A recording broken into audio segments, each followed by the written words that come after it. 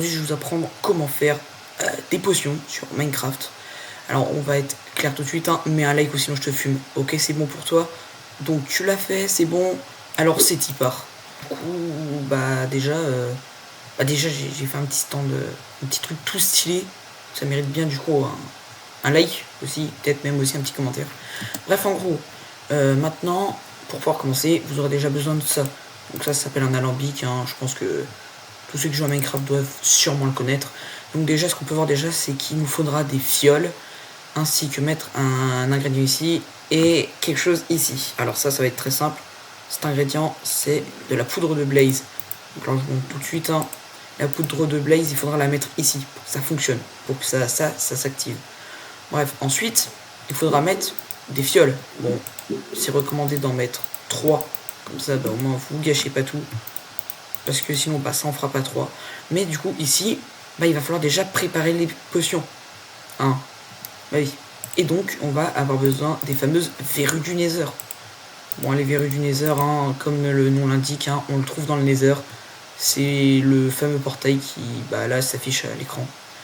Bref, du coup une fois que les potions sont prêtes, on va pouvoir commencer à s'amuser. Voilà. Très bien. Bon voilà, maintenant on a des potions étranges, hein.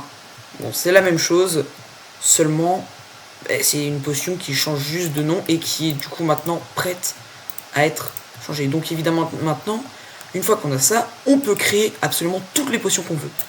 Donc de saut, d'effets de rapidité et tout. Bref, là par exemple, je vais vous montrer une de force. Alors du coup il faudra toujours en laisser un là et on va en mettre un ici. Et là, une fois qu'elles seront prêtes, vous aurez vos potions de force. Après, je vais vous montrer aussi quelques petits trucs très drôles. Par exemple, il faudra juste de la redstone. Voilà, vous prenez de la poudre de redstone ou sinon de la glowstone. Bon, alors en tout cas, j'ai trouvé la poudre de redstone, mais pas la glowstone. Bref, en gros, maintenant, les potions sont prêtes. On a force, donc en gros, ça rajoutera 3 points d'attaque. Si vous avez une épée qui met 2 points d'attaque, ça mettra 5 points d'attaque en tout. Bref, une fois maintenant que les potions sont prêtes, vous pouvez faire ceci. En gros, par exemple, vous pouvez utiliser de la poudre de redstone pour que l'effet soit plus long, ou de la glowstone, c'est la même chose mais en jaune, pour que l'effet soit plus fort. Bref, en gros, là je vous montre, du coup, là ça donnera l'effet plus long. Voilà. Bref, donc là, une fois que c'est bon, comme vous pouvez voir maintenant, de 3 minutes, elles sont passées à 8 minutes.